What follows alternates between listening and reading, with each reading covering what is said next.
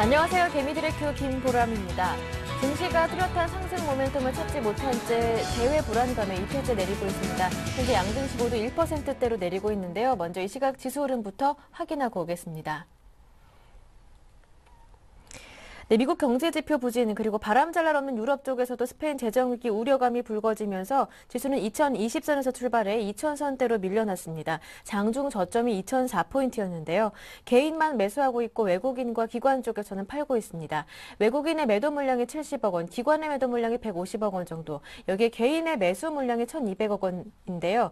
여기에 무엇보다도 프로그램 매도 물량이 강하게 출회되고 있습니다. 프로그램 쪽에서 1700억 원 정도 매도하면서 지수는 2010포인트에서 움직이고 있는데요. 어제보다는 20포인트 정도 밀려나와 있고요. 전업종이 하락하고 있지만 현대차, 기아차, 현대모비스 이렇게 자동차 3인방은 외국인 기관의 매수에 상승하고 있습니다. 지수는 다시 한번 살펴보면 19포인트 내린 2011포인트 가리키고 있습니다. 이어서 코스닥도 확인합니다.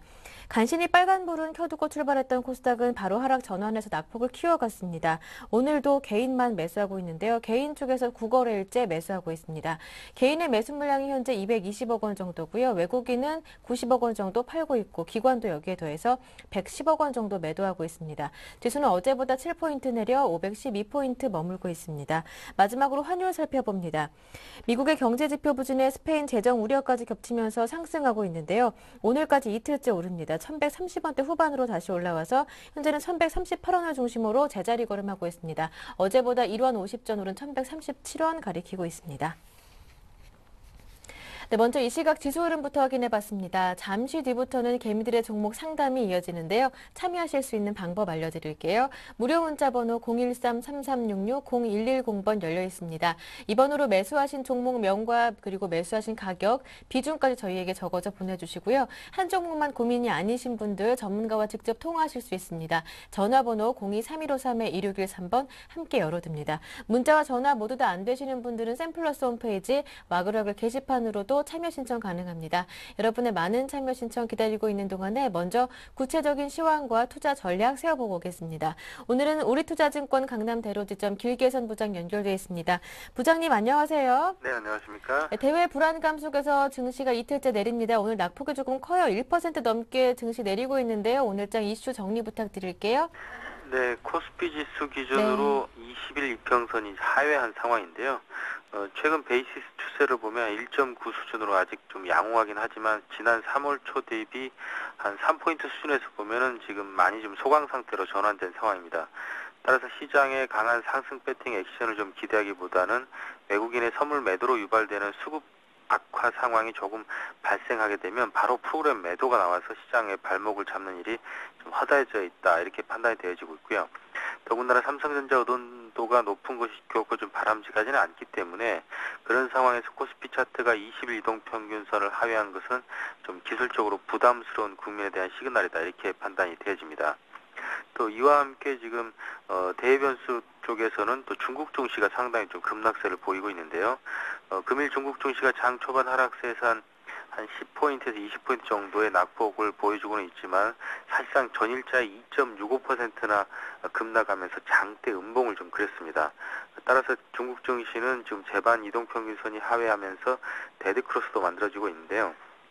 더군다나 거래량 증가를 수반했다는 측면에서 보면 강한 손절매와 함께 비중 축소가 단행된 것으로 좀 분석이 되고 있습니다.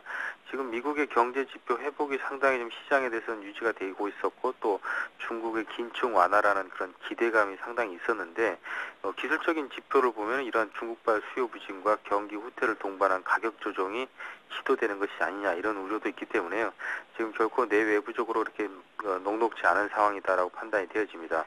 그 외에도 지금 그나마 시장의 어떤 그 기대감을 유지시켜줬던 것들이 이제 버냉키의 발언 등이었는데 일별 버냉키의 풋 효과라고 하는 얘기들이 나왔지만은 실제적으로 효과가 자산시장에서 그렇게 크지는 않게 이틀 연속 유지되고 있다 판단이 되어집니다.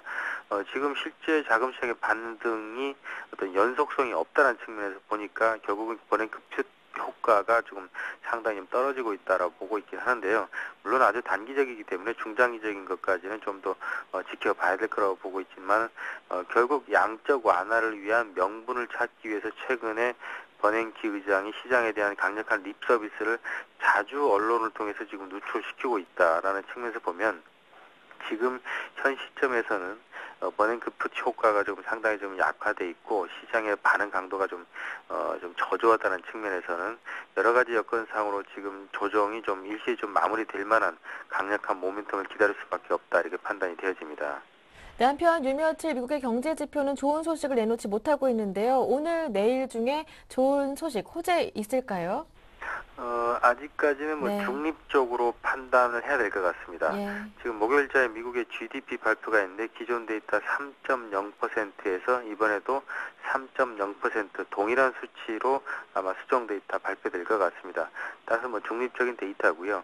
그리고 신규 실업수당 신청은 34만 8천 건에서 35만 건으로 컨센서스 형성돼 있습니다.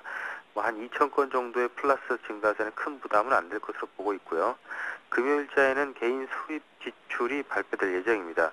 개인 수입은 0.3%에서 0.4%로 증가됐기 때문에 결국은 소비를 늘릴 수 있는 여건이 된 것인데요. 실제적으로 소비자 지출은 0.2%에서 0.6% 정도로 예상을 하고 있습니다. 결국은 늘어난 수입을 바탕으로 개인들이 소비를 늘리고 있다. 이렇게 컨센서스 형성이 되고 있고요. 또 가격 지수는 0.3% 정도로 플러스세를 유지하고 있다는 판단하에 핵심 가격 지수는 0.2%에서 0.1% 증가하니까 소폭은 낮아졌기 때문에 우리 인플레를 감안했을 때는 이러한 것들은 크게 문제되지 않고 오히려 도움이 된다고 판단되어지고 있고요. 시카고 구매관리자 지수는 64에서 63으로 제조업 경기에 소폭 감소세는 보여주고 있지만 뉴욕 구매관리 지수는 플러스를 보였다는 측면에서 지역별로는 약간 편차가 있다. 이렇게 판단이 되어지고 있고요. 그 외에도 소비자 신뢰 지수가 74.3에서 75로 상당폭 호전세를 나타나고 있기 때문에 개인 수입 증가를 통한 소비 지출 증가가 결국은 소비자 신뢰 지수의 상승을 뒷받침하고 있다. 이렇게 판단이 되어지고 전체적으로는 긍정 플러스 또 부정 여러 가지 내용들이 볼 때는 중립적으로 해석을 하면 되겠습니다. 네, 그렇다면 국내 증시 대응 전략과 관심 종목까지 이어서 들어보겠습니다. 금일 시장이 마이너스 네. 22포인트가량 보이고 있어서 추가적으로 하락이 계속될 거라고 보면 사실 종목이나 관심 종목, 업종 섹터를 구별해내기 상당히 좀 어려울 수는 있습니다. 하지만 이러한 조정이 조만간 바로 마무리되면서 금방 반등이 일어난다고 가정하면 반등 이후에 어떤 종목들을 노리는 전략이 바람직할까 보면 결국은 IT 실적 우량주에 대한 저가 매수 전략을 권유드립니다. 사실 이 시점에서 시장이 조정을 받아버리게 되면 지수 회복하는데 실질 수익률은 아직도 좀 1년 전에 비해서는 상당히 좀 부실한 수익률을 기록하고 있거든요. 따라서 상품 운용하는데 큰 지장을 받을 가능성이 있습니다. 따라서 지금은 연기금이라든지 기관의 역할들이 이러한 소폭의 이틀 연속 하락세는 충분히 커버링 할 수 있지 않나 판단이 되지기 때문에 결국 그러면 그쪽에서 만지고 있는 종목들이 다시 IT 관련주들이 될 것이라고 보고 있고요. 따라서 LG 디스플레이나 하이닉스 그리고 부품주에서는 이라이콤과 LMS 같은 종목들이 낙폭을 보였을 때 저가 매수 전략을 펼치면은 좀 양호한 투자 전략이 될 것으로 판단합니다. 네, 그런데 뽑아주신 IT 관심 종목 가운데 삼성전자는 없네요. 삼성전자가 한계가 조금 있습니다. 왜냐하면은 각종 펀드나 이런 자문사의 포트폴리오 내에서 사실상 15%를 넘어서 삼성전자 포트를 담기는 어려운 그 규칙적인 제약이 있거든요. 네. 근데 실제 지금 코스피 200만을 기준으로 보면 삼성전자 시장 영향력이 21%나 됩니다. 그런 시장의 수익률을 쫓아가기에 기관의 펀드가 그 구조적인 포트폴리오 비중에 한계가 있기 때문에 시장 수익률을 쫓아갈 수밖에 없는 그런 모습을 보이고 있거든요. 따라서 지금 그 삼성전자 포트를 쫓아가려는 전략을 펼치고 싶다면 오히려 코덱스 레버리지를 통한 투자 전략이 오히려 수익률 배가에는 훨씬 더 도움될 것으로 판단합니다. 네, 알겠습니다. 말씀 잘 들어봤습니다. 오늘 도움 말씀 고맙습니다, 부장님. 네, 고맙습니다. 네, 지금까지 우리투자증권 강남대로지점 길게선 부장과 함께했고요. 이어서 개미들의 종목 상담이 이어집니다.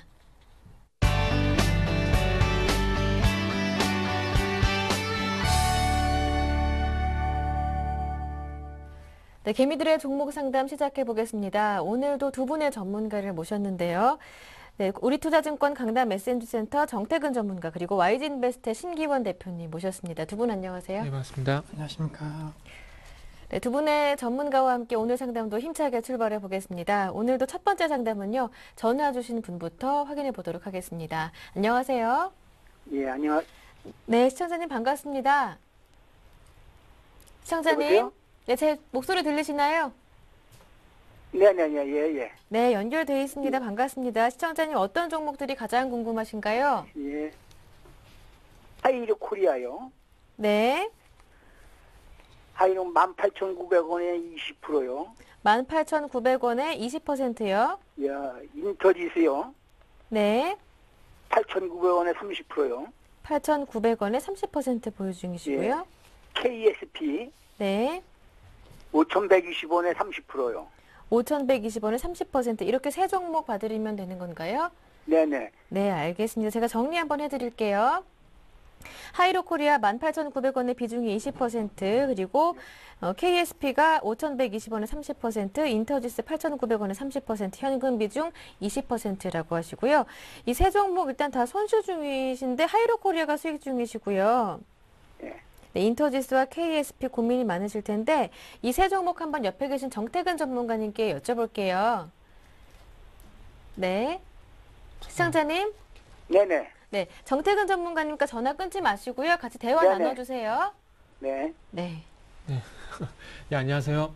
네, 안녕하세요. 반갑습니다. 예, 반갑습니다. 어디서 전화 주셨어요?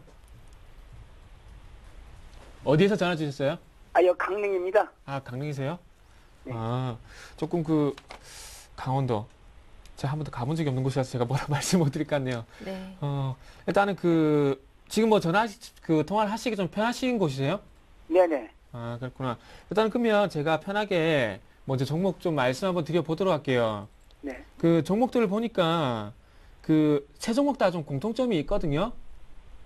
제가 보기엔 그래서 혹시 이 세 종목을 사신 이유가 혹시 있으세요? 예. 예. KSP 같은 것도 실적이 굉장히 우량한 걸로 나왔고요. 예. 인터지스는 뭐 실적도 좋고 그 EPS도 굉장히 높아요. 예. 이게 이제 코스닥 종목 같으면 한 4, 5만 원짜리가 되는 건데 네. EPS나 그 유보일이나 여러 가지로 봐도 엄청 좋더라고요. 그래서 먼저 번에 또 누가 또 전문가님이 또 네. 소개를 했어요. 예. EPS에 비해서 반값뿐이 안 되는 주식 이것뿐이라고 하면서 좋다고 실적도 좋고 앞으로 절대 저게 그 EPS 그 이상으로 갈 거니까 걱정하지 하라고 한번 그런 추천 얘기를 들어가지고 내가 그 기업 분석을 보니까 좋더라고. 그래서 쫓아서 샀죠. 예. 그래서 사고서부터 빠지는 거예요. 아, 3월 13일 날인가 그때 샀는데. 예. 근데 회사가 워낙 좋더라고요. 견실하고. 아, 예. 유보율도 엄청 높고요. 예. 이익도 많이 내는 거고 EPS가 굉장히 높아요. 일단은 코스닥 종목 같으면 한 4, 5만 원짜리가 넘더라고요. 아, 예. 일단은 뭐 사신 이유가 있고 그래가지고 조금은 제가 참고될 사항만 그럼 제가 좀 말씀 한번 드려볼게요. 일단은 뭐 모든 전문가가 의견은 다 똑같을 수는 없잖아요. 네네. 그러니까 일단은 뭐 그렇기 때문에 뭐 제가 생각하는 한도 내에서는 또 도움이 될 수 있을 만한 얘기를 좀 먼저 드릴게요. 자, 일단은 그러면 인터지스부터 한번 먼저 보도록 할게요. 네. 자, 요거는 일단 동국제강 그룹 계열사죠. 종합 네. 현대차에 현대글로비스가 있듯이 동국제강에 네네. 인터지스가 있지 않습니까? 그렇죠. 그 회사 내용 좀 말씀드릴게요. 그리고 요게 좀 부산에 있다 보니까 부산 신항하고 울산 쪽을 중심으로 해서 그 벌크선 물량 있죠. 벌크 물량. 네네, 알고 있습니다. 그 물량이 그 부산 신항에서 한 70% 정도 차지를 하는데 중요한 것은 매출도 그 65%를 차지를 해요. 그리고 중요한 건 동국제강이 생산하는 후판에 그리고 절반을 또 마찬가지 물류를 담당을 하고 있고요. 네네. 그래서 제가 이 얘기를 왜 드리냐면, 자, 일단 동국제강그룹의 후판의 어떤 뭐라 해야 될까요? 해상운송이라든지 육상운송을 담당하는 회사죠. 네. 그러면 동국제강이 좀 실적이 좋아야 되거나 주가가 좋아야 되겠죠. 네네. 근데 동국제강의 주가가 좋지가 않지 않습니까? 지금 다시 2만 원 근처까지 또 밀렸는데. 네. 보세요. 동국제강이 후판이 많이 팔려가지고 물량이 계속해서 많이 나가게 되면은 그 동국제강의 물류를 담당하고 있는 인터지스가 많이 바빠지겠죠. 네네. 근데 지금 현재 동국제강의 주가가 안 좋은 부분들이 어떻게 본다면 실적도 안 나오고 어떻게 업황이 안 좋은 부분이지 않습니까? 네. 그렇다 보니까 마찬가지로 담당하고 있는 그 물류를 담당하고 있는 인터지스의 주가도 지금 안 좋을 수밖에 없을 것 같고요. 그래서 좀 전에 뭐 그 EPS라든지 뭐 이런 부분들 충분히 뭐 분석을 하셨으니까 그런 부분 제가 말씀을 안 드려도 될 것 같고 어쨌든 시장 업황 전체적인 부분 그리고 회사에 관한 부분을 말씀드려 보자면은 제가 보기에는 작년 실적도 잘 나왔습니다. 영업이익이 그 235억 정도 나오면서 잘 나왔고요. 그럼 올해도 마찬가지로 매출 같은 경우도 4천억이 현재 4,300억 정도 될 거라고 얘기 나오고 있거든요. 네. 근데 중요한 건 실적도 중요한 건 맞습니다. 맞는데 지금 제가 조금 전에 말씀을 드렸듯이 네. 지금 벌크선 그 BDI 지수 안 좋죠. 그리고 네. 동국제강 현재 그 실적가 안 나오고 주가가 안 좋다 보니까 이 회사도 주가가 당연히 안 좋을 수밖에 없고. 그러니까 EPS든 뭐든 뭐 실적이 잘 나오더라도 일단 조금 전에 말씀드렸던 그 BDI 그 벌크선 물류가 70%를 차지하기 때문에 BDI가 안 좋기 때문에 영향을 미칠 수밖에 없고 그리고 동국제강의 동국제강의 어떤 물류를 50% 담당하고 있는데 동국제강의 실적이 안 좋다 보니까 지금 주가는 그래서 못 가신다고 보시면 될 것 같아요. 네. 그러면은 단기적으로 그러면은 이 회사가 조금 그 주가가 가려면은 동국제강의 주가가 좀 좋아야 되겠죠. 네. 그렇다면 이렇게 본다면은 제가 보기에는 지금은 조금 무리수가 있지 않겠나 생각을 하고 있어요. 왜 그러냐면 조선업종도 같이 봐야 되는데 조선업종이 지금 이제 상선 배를 많이 만드는 게 아니죠. 해양 플랜트 발전 설비를 많이 만들지 않습니까? 네. 그러면은 동국제강이 배 만들 때 쓰는 그 후판을 만드는데 거기에 대한 매출이 앞으로 좀 추가적으로 감소할 수밖에 없겠죠. 그러면은 후판의 제품이 많이 안 나가면은 당연히 그 담당하는 물류도 당연히 실적이 안 나올 수밖에 없을 것 같고요. 그래서 저는 그런 연유로 해서 요 종목은 지금 당분간이 아니라 한 중장기적으로 좀 힘들 것 같거든요. 주가가. 그래서 요거는 제가 생각할 땐 그렇습니다. 제가 조금 전에 말씀드렸던 이유 때문에 조금 교체를 하시는 게 좋지 않겠나 이렇게 말씀드려보고 싶고요. 그리고 다음 그 KSP 볼게요. 네. 요거는 그 선박 엔진 그 핵심 부품 만드는 회사입니다. 그래서 시장 점유율이 한 70% 정도 되면서 두산 엔진이 그 마찬가지 현대중공업과 마찬가지로 선박 그 엔진 시장을 장악하고 있듯이 그 아래쪽에 선박 엔진 말고 선박 엔진 부품을 만드는 회사 쪽에 조금 이 경쟁력이 상당히 큰 회사예요. 근데 좀 전에 그 인터지스에서 말씀을 드렸듯이 지금 조선업종이 가는 이유가 배를 많이 만들어서 가는 게 아니라 해양 플랜트를 많이 만들어서 가요.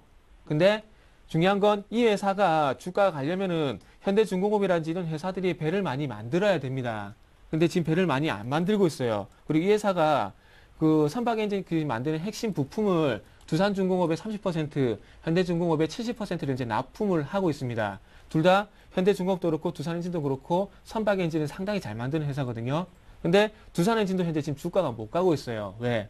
배를 만드는 게 아니라 해양 플랜트를 만드니까. 그러면은 그 배를 만드는 현대중공업 그리고 그 아래 선박 엔진을 만드는 두산엔진 그리고 그 선박 엔진의 부품을 만드는 KSP 이렇게 연결시켜 본다면은 요 종목도 당연히 인터지스와 마찬가지로 좀 당분간 힘들 수밖에 없을 것 같고요. 그래서 요것도 그 KSP는 주봉 차트를 좀 보셔야 될 것 같은데 일단 요 종목은 바닥은 좀 잡은 것 같아요. 4,500원 전후로 바닥은 주봉상 보면은 바닥은 잡았는데 그 인터지스보다는 솔직히 좀 낮습니다. 인터지스보다는 솔직히 낮는데 요거는 조금 기다려 보시려면 기다려 보셔도 될 것 같아요. 근데 대신에 시간은 좀 걸릴 수 있다는 부분은 조금은 생각을 하시는 게 좋을 것 같다. 왜? 선박 엔진 부품을 만들잖아요. 근데 지금 현재 배를 만드는 곳에서 현대중공업, 삼성중공업, 대우조선해양이 지금 배를 만드는 것이 아니라 해양 플랜트를 만들기 때문에 아직까지 상선 엔진에 대한 수요가 적을 수밖에 없기 때문에 바닥은 잡았지만은 올라가기에는 시간이 좀 걸릴 것 같다. 이렇게 좀 말씀 한번 드려보고요. 제 얘기가 무슨 얘기인지 이해가 되시죠? 예, 뭐 전부 다가 실적이 좋은 걸로만 골라서 산 거예요. 예, 예. 전문가들도 얘기를 많이 하고 또 제가 그 기업 분석을 봤는데요. 예, 예. 하이루 코리아도 어제 그저께 샀어요. 또 실적이 좋아서 네. 그러니까 조정을 한 것 같아가지고 이제 어제 그저께 들어갔단 말이에요. 네. 그래서 이제 그 실적이 좋다니까 오늘도 견조한데 자, 그러면 그 KSP도 실적이 좋아갖고 산 거고. 예, 예. 그러니까 인터지스도 좀 좋아서 전에 물리사 예. 요게 그 KSP 그 차트 볼게요. 요게 실적 잘 나왔어요. 2011년도 영업이익이 77억을 기록했는데 이게 작년 대비해서 490% 성장한 겁니다. 예, 예. 그러면 이게 이 회사가 그러면은 올해도 마찬가지로 490% 정도 영업 실적 개선이 나오겠냐는 겁니다. 자, 79억 나왔는데 490%예요. 근데 여기서 다시 한번 4배를 더하면은 올해 요게 300억은 나와야 된다는 겁니다. 300억. 근데 제가 조금 전에 말씀을 드렸듯이 선박엔진 부품 수요가 지금 현재 크지가 않기 때문에 요 490%, 요 정도 실적이 다시 한번 나와서 요게 움직일 수가 있어요. 근데 제가 보기에는 요 2011년처럼 490% 정도 개선이 될 가능성은 제가 보기에는 떨어질 것 같아요. 그래서 그래서 이런 부분을 좀 생각을 하셔야 될 것 같은데, 실적이 작년에 잘 나온 게 중요한 것이 아니라, 작년에 잘 나왔기 때문에 올해도 더 이상 잘 나올 것이다, 이런 얘기가 나와야 요 회사의 주가는 탄력을 받을 수밖에 없습니다. 근데 요 회사는 그런 부분이 조금 부족해요. 그래서 요거는 시간이 걸린다는 얘기고요. 요거 하이로코리아 좀 전에 말씀을 하셨는데, 자, 하이로코리아를 보실 게 아니라, 요것도 마찬가지로 선박 관이음새 피팅 업체인데, 그래서 인터지스, KSP, 하이로코리아 다 조선과 관련이 있습니다. 그런데 하이로코리아 같은 경우는 피팅 업체라서 요거는 성강밴드, 그리고 보셔야 될 부분이 태광을 보셔야 돼요. 근데 성강밴드하고 태광이 최근에 와서 주가가 꺾입니다. 근데 하이로코리아는 그에 비해서 견조해요.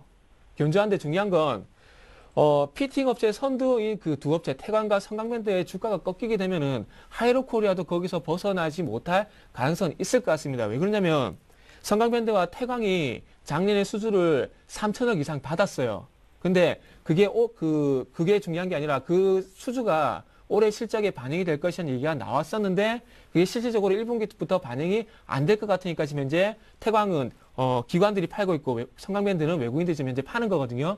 그래서 요거는 일단 가지고 계시고요. 가지고 계시다가 일단 성강밴드하고 태광이 먼저 꺾였기 때문에 꺾일 가능성이 있습니다. 그래서 지금 19,000원 가격을 회복을 하고 21,000원까지 가격이 올라가면은 가지고 계시고요. 그게 아니라 성강밴드하고 태광하고 마찬가지 요 종목도 만약에 여기서 추가 상승 못하고 꺾이게 된다면은 요 종목도 조금 수익이 낮지만은 그거라도 좀 확보를 하시는 게 나을 것 같고요. 그래서 마지막으로 결론을 내드리면은 인터지스는 조금 교체를 하시는 게 낫겠다. 그리고 KSP는 바닥은 잡았지만은 시간은 좀 걸린다. 그리고 하이로코리아는 21,000원을 돌파를 못하면은 교체하는 쪽으로 이렇게 좀 말씀 좀 드려볼게요. 네, 시청자님 네. 고민 해결되셨습니까? 네, 네, 알겠습니다. 나중에 또 궁금한 점 생기시면 연락 주시고요. 오늘 참여해 주셔서 고맙습니다. 예, 고맙습니다. 네. 예. 다음은 문자로 들어온 종목 살펴보겠습니다. 첫 번째는 AP 시스템 보내주신 분인데 세 종목을 보내주셨어요. 첫 번째 문자니까 세 종목 빠르게 다 살펴봐 드리겠습니다. 4791번님인데요. AP 시스템 13,950원의 비중이 20%, 바이넥스 9,860원의 비중이 10%, 삼영화학인 것 같아요. 잘못 써주신 것 같은데요. 사영화학이라고 써주셨는데 삼영화학 5,890원에 20%, 손절가 보유를 해야 할지도 꼭 좀 답 좀 부탁드립니다 하시는데요. 네, 네 우선 첫 번째 종목부터 천천히 말씀을 드리면은 먼저 AP 시스템 같은 네. 경우에는 결론적으로 우선은 최근에 급락하고 있지만은 그래도 홀딩하고 수익 보고 나오자라고 먼저 말씀을 드리겠고요. 최근 같은 흐름, 삼성전자 효과가 전반적으로 이 AP 시스템 같은 종목군들 IT 부품 업종 쪽으로 전이가 되지 않는 모습 보였고, 또 코스닥 시장도 상대적으로 좋지 못한 흐름 보이고 있기 때문에 급락세 나오고 있지만은 이러한 급락은 조금 멈출 가능성이 높다라고 정리해 드릴 수가 있는 게, 네. 혹시나 AM OLED 관련된 부분에 있어서의 최대 또 경쟁력 부분 강화에 대한 기대감 높은 종목인 만큼 재차적으로 반등 강도, 그리고 다양한 사업 포트폴리오를 통한 안정적인 실적 기대감이 높다라는 점에서는 전반적으로 코스닥 시장의 하락세가 나온다라고 한다면은 추가 하락 가능하겠지만은, 그래도 손실 보시는 것보다는 차라리 단기적으로는 수익 보고 나오시는 관점은 유효하다라고 정리해 드리겠고, 목표가 설정에 있어서는 코스닥 시장이 어떻게 되냐에 따라 좀 달라질 것 같습니다. 우선은 코스닥 시장이 좀 안정화된다라고 한다면 높게 15,500원대까지의 실적 개선 기대감 높아진다라고 한다면은 도달 가능할 수 있다라는 점 염두를 해주시고, 만약에 코스닥 시장이 좀 지지부진하다라고 생각이 되신다라고 한다면은 14,500원대 라인으로 목표가 설정이 가능할 것으로 판단되고 있기 때문에 이 종목의 상승 추세는 이어질 수 있다. 하지만 코스닥 시장 전반적인 지수가 어떻게 움직이냐에 따라 갖고 목표가 설정은 다르게 하자라고 정리해드리겠고, 대신에 손절가는 상당히 중요합니다. 아무래도 몇 번에 또 최근 3번에 걸쳐서 지지 라인 형성되었던 지금 이 가격대 12,500원 라인에 대한 가격대가 무너진다라고 한다면은 네. 다시 한번 하락에 대한 가능성 높아질 수 있을 것으로 판단되고 있기 때문에 지금 가격대에서 만약에 더 떨어진다라고 한다면은 우선은 좀 손절 처리도 어느 정도 분할 매도 관점 대응 전략이 유효할 것으로 판단되고 있기 때문에 이 종목 수익 보고 나오실 수는 있겠지만은 손절가에 대한 부분 확실하게 지키셔갖고 떨어지면 분할 매도 하시는 리스크 관리도 필요하다라고 정리해드리겠고.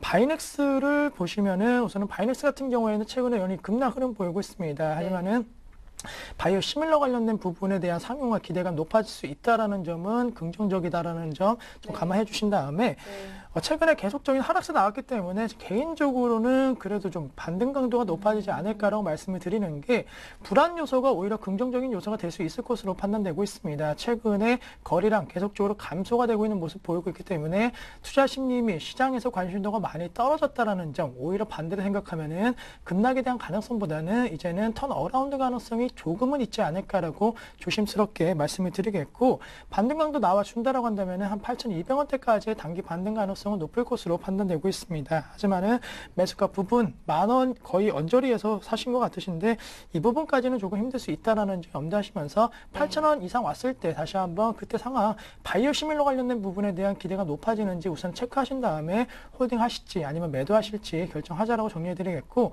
손절가에 있어서는 만약에 하락 추세 이어진다라고 한다면은 6,800원 라인 이탈 시에는 우선은 분할 매도하셔갖고 리스크 관리에 필요하다라고 말씀을 드리면서 바이넥스에 대해서는 거래량 다시 한번 늘어나면서 상승 가도 이어갈 수 있다라는 점 염두하시면서 투자 전략 지금쯤은 세우시는 것이 필요하다라고 정리해드리겠고 삼양화학에 대해서는 최근의 흐름 상당히 좀 좋지 못한 흐름 보이고 있습니다. 이것은 삼양화학뿐만이 아니고 전반적으로 이 화학 업종으로 분류가 되고 있는 종목군에 대한 투자 심리 불안이 지속이 되고 있고 뭐 수요 감소라든가 이런 전반적인 어떤 특정한 종목에 국한되는 것이 아니고 화학업종 전반적으로 이러한 부담감이 작용하고 있다는 점에서는 삼양화학 같은 경우에는 지금 비중 20% 정도 담으셔갖고 손실 중이신데 개인적으로 이 화학업종이기 때문에 우선은 좀 매도 처리 네. 하신 전략이 지금 시점은 좀 필요하지 않을까라고 조심스럽게 말씀을 드리겠습니다. 네, 알겠습니다.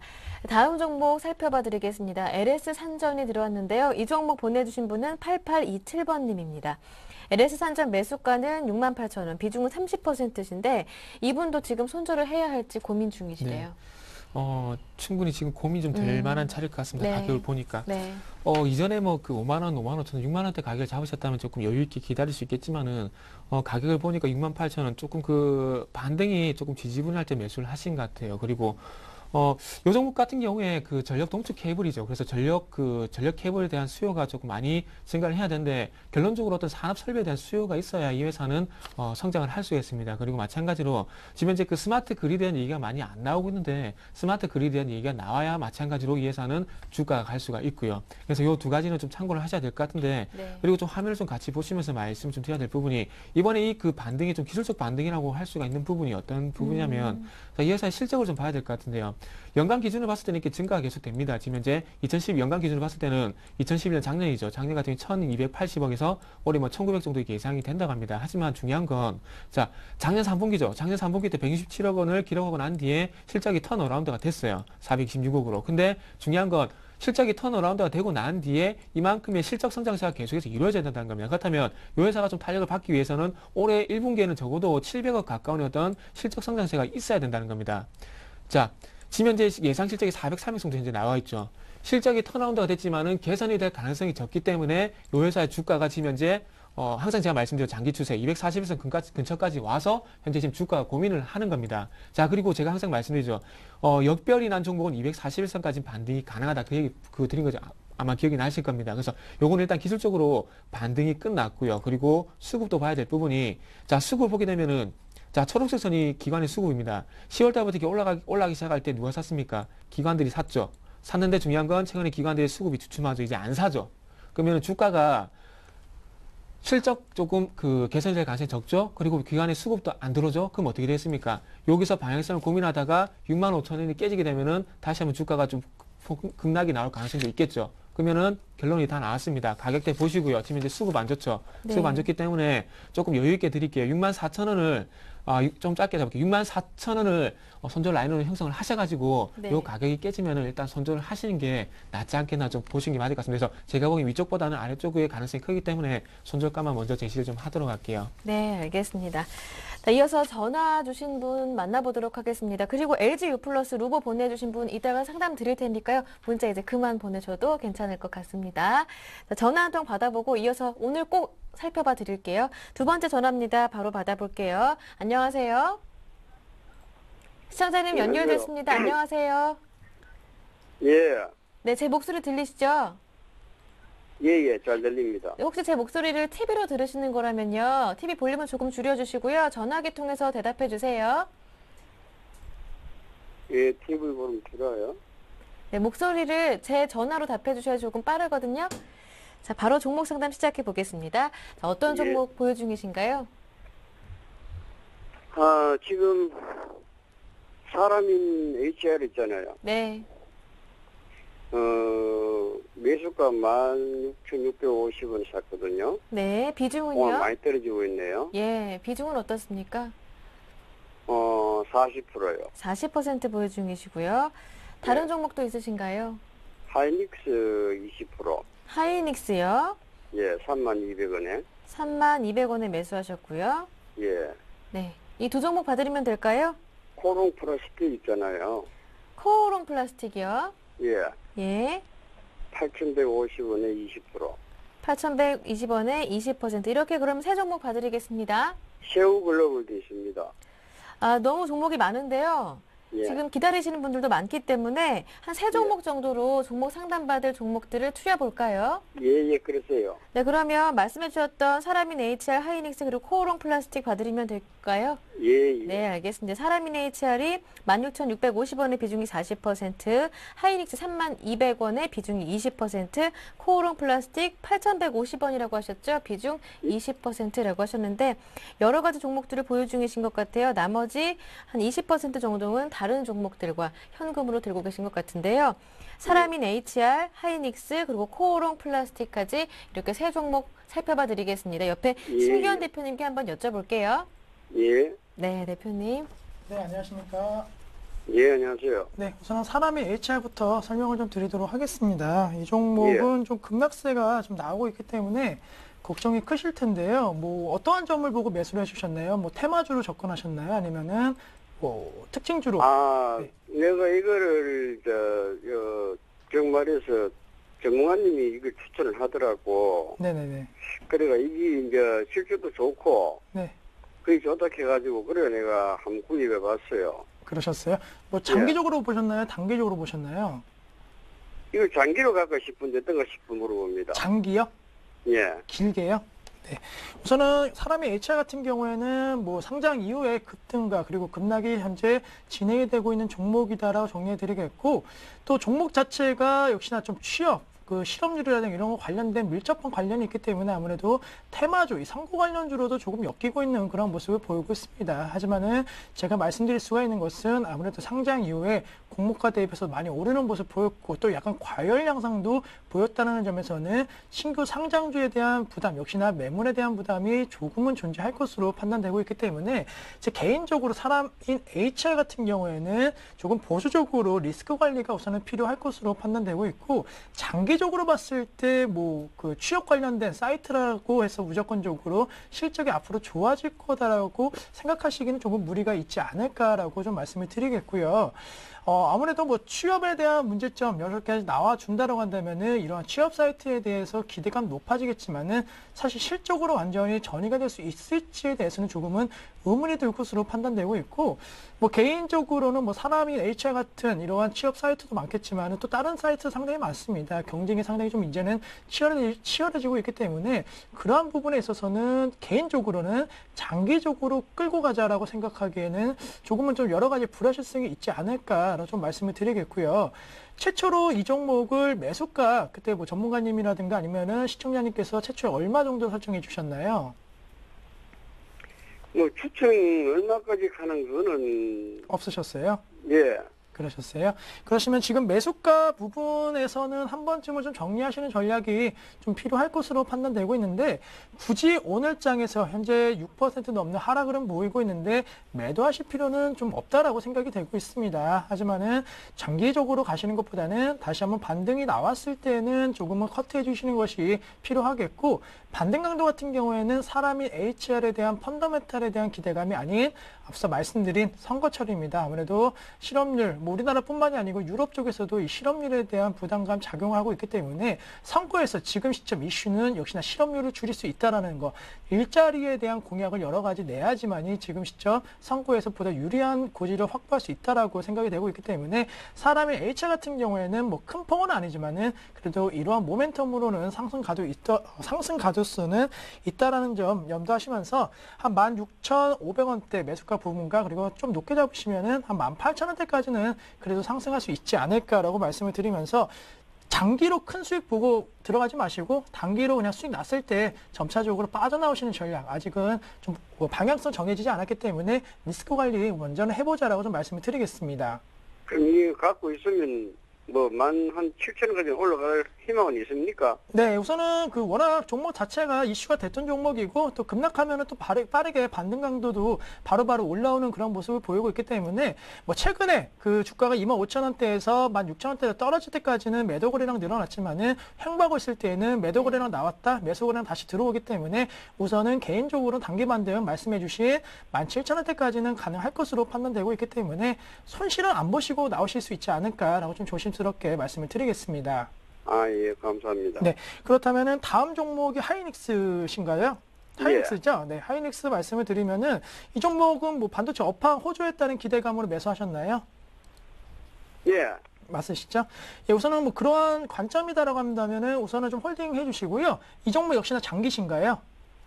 예, 이건 장기로 뭐 하려고 놔둬놔 버렸어요. 네, 우선 장기시라고 한다면 그대로 한번 가져가 주시고요. 최근에 다시 한번 저항대 3만원대 이제 돌파 조금씩 하고 있는 모습 보이고 있습니다. 이 가격대에서 횡보 가능성은 높겠지만은 계단형 상승 아직까지도 계속적으로 단기적으로 지금 계단형 상승 모습 보이고 있는데 이 추세 이루어진다라고 한다면은 한 33,000원대까지 상승 가도는 첫 번째에서 가능할 것으로 판단되고 있기 때문에 장기라고 말씀하셨지만 한 33,000원 왔을 때 한 10% 이내의 수익 한번 보시고 터시는 전략 매도하시는 전략도 유리할 것으로 판단되고 있고 손주가 같은 경우에는 28,000원만 이탈되지 않는다라고 한다면은 충분히 상승가도 이어갈 수 있다라는 거 반도체 하이닉스 특히나 최악의 상황에서 지금 여러 가지 불화 실승과 그리고 그동안 주가 하락을 이끌었던 여러 요인들이 점차적으로 개선이 되고 있습니다. 물론 큰 폭 개선은 아니지만은 그래도 최악의 상황이라는 점에서는 턴어라운드 기대감 높아질 수 있다라는 점 계단식 상승 노려보시고 33,000원대 목표 주가 한번 설정해 보자라고 정리해 드리겠습니다. 좀 이해가 되셨나요? 네, 코오롱 예. 플라스틱이요. 네, 우선은 뭐 지금 두 종목 다 좀 좋은 의견을 들었는데 코오롱 플라스틱 같은 경우에도 장기 투자하신 거죠? 예, 이건 지금 이제 뭐 산지 얼마 되지는 않습니다. 그렇죠. 최근에 사신 것이죠? 예, 예. 우선은 뭐 코오롱 플라스틱은 아시겠지만은 차량 경량화, 즉 차량의 물개를 줄이는 그러한 산업에 있어서의 수혜주로서 많이 떠오르고 있습니다. 아무래도 고유가가 되기 때문에 뭐 여러 가지 효율성을 높이기 위해서는 무게 자체를 줄이는 것이 상당히 좀 중요하다는 점에서는 분명히 다시 한번 이슈가 될 것으로 판단되고 있기 때문에 뭐 대체적으로 지금 그 종목 사람인 HR을 빼고는 하이닉스와 이 코오롱 플라스틱에 대해서는 상당히 잘 매수하셨다라고 먼저 정리해 드릴 수가 있겠고 코오롱 플라스틱 같은 경우에도 최근에 뭐 말씀해 드렸던 차량 경량화에 대한 기대가 높아지면서 증권사를 비롯한 각종 전문가들의 추천이 계속적으로 나오고 있습니다. 따라서 투자 심리가 개선이 되고 있는 모습 보이고 있고 2월 달 들어서 그동안 장기적인 조금은 투자 심리 소외를 받았던 종목인데 2월 달 들어서 약 한 두 번의 강한 거래량 터지면서 관심도 급등했다라는 거 보여주기 때문에 다시 한번 매도 거래량이 크게 나오지만 않는다라고 한다면은 상승 추세는 이어질 수 있다라는 점 우선 참고해 주시고 목표가 설정에 있어서는 앞서 말씀드린 대로 매도 거래량이 나오면 만약에 그때 매도하시는 전략이 필요하겠는데 개인적으로는 그래도 8,600원대까지는 한번 상승할 수 있지 않을까라고 말씀드리면서 목표가 8,600원 그리고 손절가 같은 경우에는 7,600원 라인 제시해 드리겠고 다시 한번 이 목표가 전에도 만약에 매도 거래량 터진다라고 한다면 그때는 그냥 매도하시는 전략 필요하지 않을까라고 정리를 해드리겠습니다. 네, 시청자님 고민 해결되셨습니까? 예, 예. 네, 나중에 또 궁금한 점 생기시면 꼭 개미들의 큐 연락 주세요. 예, 수고하세요. 네, 감사합니다. 자, 두 번째 전화 받아봤고요. 기다리셨죠? LG U 플러스 바로 살펴봐 드리겠습니다. LGU 플러스 보내주신 분은 0121번님이신데요. LGU 플러스 매수하신 가격이 6,670원이고 비중이 35%. 제발 좀 부탁드린다고 문자를 엄청나게 많이 보내셨어요. 예. 일단 LGU 네. 플러스 저한테 좀 제가 좀 좋은 얘기는 아닐 것 같은데요. 기다리신 보람이 있어야 예. 되는데. 일단 LGU 플러스 뭐 개인적인 감정은 없습니다. 개인적인 감정 없는데 저도 LGU 플러스 저도 핸드폰이 통신사가 LGU 플러스입니다. 근데 솔직히 전화가 좀 잘 안 터져요. 전화가 잘 안 터지고 스마트폰인데 3G도 솔직히 잘 안 됩니다. 두 번인가 세 번인가 서비스센터 전했는데 달라지는 게 없어요. 달라지는 게. 이게 고객을 뭐 잡겠다는 건지 나가라는 건지 그건 모르겠는데 이건 뭐 제 사적인 의견이고 일단은 LGU 플러스 좀 냉정하게 한번 보도록 할게요. 자, 이번에 LGU 플러스가 상당히 많이 떠들었죠. LTE 뭐 어떻게 LTE의 어떤 변화의 뭐 중심이 되겠다 이런 얘기를 하면서 TV 광고도 상당히 많이 했고 그리고 길거리 광고도 상당히 많이 했거든요. 근데 이 얘기를 왜 드리냐면 제가 LTE 가입자를 모으기 위해서 마케팅 비용을 상당히 많이 부었습니다. 많이 투자를 했어요. 근데 LTE 초반에는 좀 가입자가 좀 모이는 것 같이 이렇게 보이다가 지금 이제 LTE 가입자 이제 더 이상 안 늘어나고 있습니다. 자, 근데 중요한 건 스마트폰 3G에서 4G, LTE로 넘어가게 되면서 가입자를 유치했을 경우에 핸드폰 요금이 3G보다 더 많이 발생이 되고요. 그리고 가입자를 더 많이 뺏어오게 된다면은 분명히 LGU 플러스의 실적은 분명히 개선이 될 겁니다. 근데 중요한 건 3G에서 4G LTE로 넘어갈 때 중요한 건 통신 요금이 그렇게 안 높아요. 그냥 비슷해요. 비슷한 상황 속에서 우리나라 사람은 좀 그런 거 있죠. 뭐라 그럴까요? 과자 라면 하면 농심이고 식용유 하면 해표고 뭐 이렇게 1등을 좀 많이 기억합니다. 옛날 같으면 해피라면 이런 식으로 그래서 많이 기억을 하는데 자, 그리고 초코파이도 오리온이죠. 무조건 롯데 초코파이 맛이 없지 않습니까? 이런 고정감도 있는데 이 얘기를 왜 드리냐면은 자, SK텔레콤이 잘 되는데 굳이 LGU 플러스를 쓰겠습니까? 만약에 그게 뒤집어질 수가 있다면은 SK텔레콤 가입자가 줄어들겠죠. 근데 안 줄어들어요. 뭐 LTE가 좋든 어떻든 백날 떠들어도 가입자가 안 줄어듭니다. SK텔레콤 같은 경우에 계속해서 2,400만 명 우리나라 절반 이상 계속 가져가요. LGU 플러스가 항상 실적이 안 나온 거는 마케팅 비용을 쏟아붓고도 그만큼 가입자를 모집을 못하기 때문에 그렇다 보시면 될 것 같고요. 그래서 이 얘기를 드리면서 제가 차트 보면서 말씀드릴게요. 자, 지금 차트를 좀 같이 보면은 이 얘기를 왜 드냐면, 자, 마케팅 비용 부으면서 LTE 가입자를 이때 당시에 모으니 많이 그런 얘기가 나오면서 반등이 나왔어요. 반등이 나왔는데 공교롭게도 이제 실적 시즌이 나오게 되게 되면서 이제 LTE 가입자가 이렇게 주춤하게 되니까 거기서 1차적으로 저항이 오는 거고요. 그리고 최근에 뭐 LG화학, LG전자, LG그룹 전체적으로 주가가 못 가죠. 거기서부터 2차 충격이 같이 오는 겁니다. 그러니까 두 가지 악재가 지금 현재 LGU 플러스는 겹쳤다고 보시면 될 것 같아요. 그래서 요거는 단기적으로는 이렇게 돌려볼 만한 종목이었지만은 제가 보기에는 지금 단기적인 추세가 지금 꺾였습니다. 꺾였기 때문에 요거 그냥 매도하시는 게 나을 것 같습니다. 단기적으로 한 6,200원 들어가가지고 한 6,800원에 수익 내고 나오자. 이건 모르겠는데 6,670원에서 지금 현재 다시 7,000원 이상 노린다. 그건 좀 무리수가 있지 않겠나 좀 생각을 하고 있기 때문에 요건 조금 그런 이유 때문에 제가 손절을 좀 말씀 좀 드려보도록 할게요. 네. 다음은 루보 살펴봐 드릴게요. 이분도 문자를 굉장히 많이 보내주셨는데요. 번호는 3120번님 매수하신 가격 루보 1,100원에 매수하셨고 비중이 100%인데 이 종목 때문에 혈압이 오른다고 하세요. 한 종목에 100% 투자였으니까 머리가 아프실 수밖에 없겠죠. 네, 우선은 한 종목 100% 네. 그리고 종목 자체가 흑자전환 기대감 높아질 수는 있다라고 정리해 드릴 수가 있는데 네. 사실 이러한 종목군들이 흑자 한번 전환됐다라고 해서 그 실적이 개선이 될 수 있는지에 대해서는 사실 확신을 갖기에는 좀 어렵지 않을까라고 정리해 드릴 수가 있겠습니다. 물론 차트상 놓고 본다라고 한다면은 계속적으로 지지 라인 보였던 가격대이기 때문에 쉽게 매도하자 이렇게 말씀드릴 수는 어려운 그러한 종목임에도 불구하고 개인적으로 그래도 루보 같은 종목군들이 계속적으로 영업 적자가 났던 기업인 만큼 실적 정말로 턴어라운드 완전히 개선되는 모습 확인하지 않는다라고 한다면은 차라리 리스크 관리 차원에서 어느 정도는 자르시는 전략이 네. 좀 필요하지 않을까라고 정리를 해드리겠고 루보 같은 경우에는 전반적으로 이제 전 사업에 대한 부품에 대한 납부입을 하는 그러한 종목인 만큼 산업에 대한 경기 회복이 가시화가 돼야 될 것으로 판단되고 있습니다. 하지만은 최근에 그런 모습 조금은 좀 악재성 재료로 많이 나오고 있기 때문에 루보에 대해서는 개인적으로 비중 100%시고 네. 그리고 기술적으로는 지지라인 형성될 수 있다라고 말씀드릴 수는 있겠지만은 네. 그래도 우선 자르시고 다른 종목군들 떨어지는 종목으로 다시 한번 재매수 관점 대응 전략 짜시는 것이 좋지 않을까라고 말씀드리면서 우량주 중심으로 포트 교체 좀 말씀을 드리겠습니다. 비중 축소도 아니고 지금 전량 매도요. 네, 우선 뭐 전략 매도를 말씀드리기에 뭐 부담스러운 네. 면도 있지만은 사실 뭐 개인적으로 이런 종목군들 분할 매도하실 필요는 없고 최근에 좀 많이 떨어지고 있는 종목군을 차라리 좀 기회 엿보시는 전략이 네. 필요하지 않을까라고 말씀드리면서 이 종목 만에 급등할 수는 있겠지만은 그러한 급등을 아쉬워하는 것보다는 리스크 관리가 더욱더 중요하다라고 정리해드리겠습니다. 네, 루보 말씀 참고하시길 바랍니다. 다음 종목은 쌍용정보통신 보내주신 분 살펴봐 드리겠습니다. 번호는 7975번님인데요. 쌍용정보통신 2,080원에 매수하셨고 15%. 이분도 며칠 몇 번 상담 요청을 했었는데 이번에는 꼭 좀 부탁드린다고 쌍용정보통신 보내주셨어요. 네. 네. 요것도 좀 죄송한데 좀 좋은 얘기가 안 될 것 같네요.